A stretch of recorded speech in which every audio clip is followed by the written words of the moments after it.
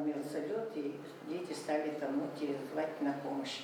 Естественно, он сказал, что сейчас я быстро, это его последние слова были, и нырнул, в чем был, потом, и спас 4 детей. В далеком 64-м подвиг молодого перспективного специалиста Владимира Губина потряс весь Якутск. Его именем тогда была названа улица, о нем писали газеты. Но по прошествии лет народная память стала стираться, и сегодня уже единицы помнят, чьим именем названа эта улица, остановки, магазины и даже целый округ. А сегодня состоялось значимое историческое событие для города Якутска и особенно для нашего округа. Присвоено 7 А классу гимназии Центра глобального образования именно класс имени Володи Губина, а также состоялось открытие парты имени Володи Губина, за которой будут сидеть именно те ученики, которые отличились. Помнить имена тех, кто совершил подвиг – вот главная цель всероссийской акции «Парта героя», к которой присоединился сегодня и Якутск. Вдохновителем стала классный руководитель 7 А класса Центра глобального образования Анна Сверчкова.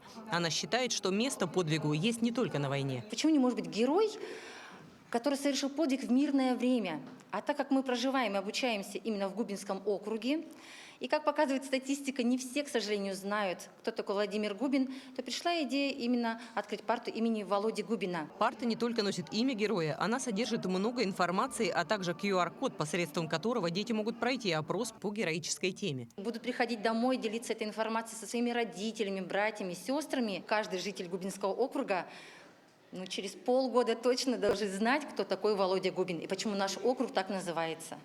Для первых учеников гимназии, занявших место за именной партой, это событие стало знаковым. Ведь право занять ее дается только тем, кто заслужил уважение товарищей честной жизненной позицией. Но, конечно, и главный школьный критерий будет учтен. Это смотрят по оценкам.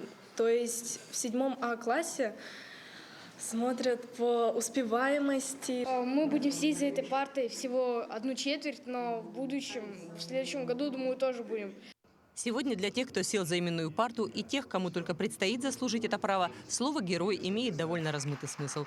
Но главное, молодое поколение отчетливо понимает, что понятие героизма – это часть общенационального нравственного кода. Это то, на что можно и нужно равняться. Герой – это, наверное, тот человек, который готов совершить подвиг ради других людей. Анна Пшенникова, Семен Семенов, Якутск.